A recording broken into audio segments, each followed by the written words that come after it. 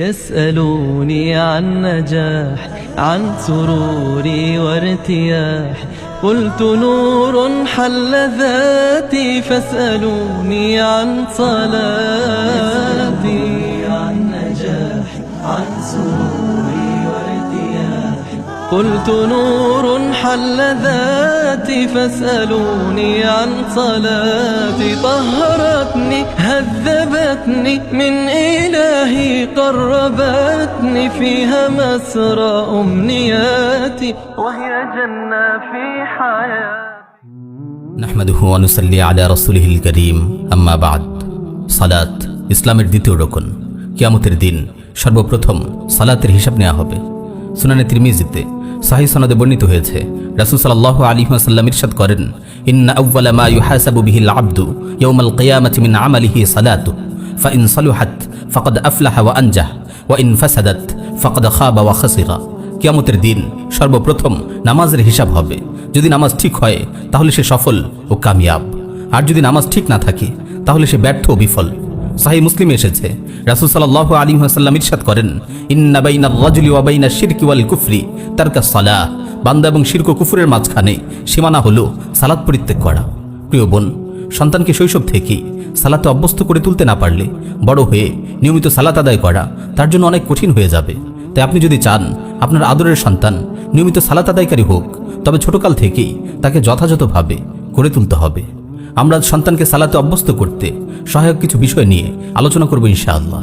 প্রিয় বোন, সন্তানকে সালাতে অভ্যস্ত করে তুলতে হলে অবশ্যই মা বাবাকে সালাতের প্রতি খুবই গুরুত্ব দিতে হবে। সন্তান যেন নিজের চোখে দেখে তার মা বাবা সালাতকে কতটা গুরুত্বের সঙ্গে নিচ্ছেন। আপনার ছেলে যদি ইশারের আগে ঘুমিয়ে পড়তে চায়, তাকে বলুন, একটু অপেক্ষা করো, আমরা একসঙ্গে ইশারের সালাত পড়ব, তারপর ঘুমাবো।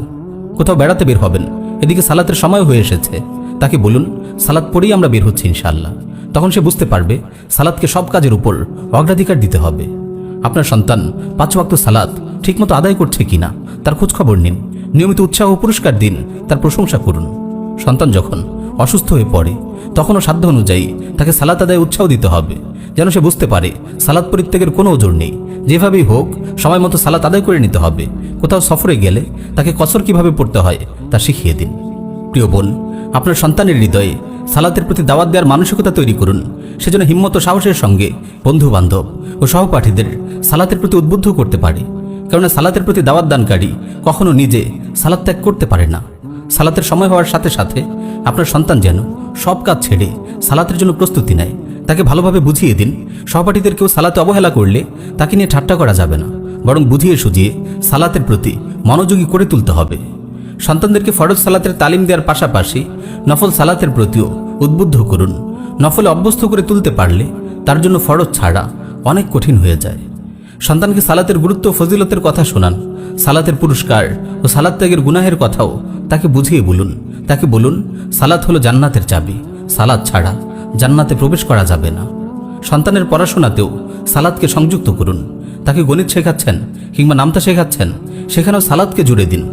যেমন এক ব্যক্তি ফজরের 2 রাকাত, জোহরের 4 রাকাত এবং আসরের 4 রাকাত ফরজ সালাত আদায় করেছে, সে মোট কয় রাকাত সালাত আদায় করেছে? কিংবা বলতে পারেন, এক ব্যক্তি প্রতিদিন 17 রাকাত ফরজ সালাত আদায় করে, 5 দিনে সে মোট কত রাকাত ফরজ সালাত আদায় করে? এভাবে পড়াশোনায়ও সালাতের আলোচনা নিয়ে আসুন। বারবার সালাতের কথা শুনলে সে তার গুরুত্বের কথা উপলব্ধি করতে পারবে। প্রিয় বোন, ছোটকাল থেকেই যদি আদরের সন্তানকে বিভিন্ন উপায়ে সালাতে অভ্যস্ত করে তুলতে পারেন, তবে ইনশাআল্লাহ পরিণত বয়সে সে কখনো আর বেনামাজি হবে না। আল্লাহ তাআলা সকল মুসলিম শিশুদের সালাতে অভ্যস্ত হয়ে বেড়ে ওঠার তৌফিক দিন। আমিন ইয়া রাব্বাল আলামিন।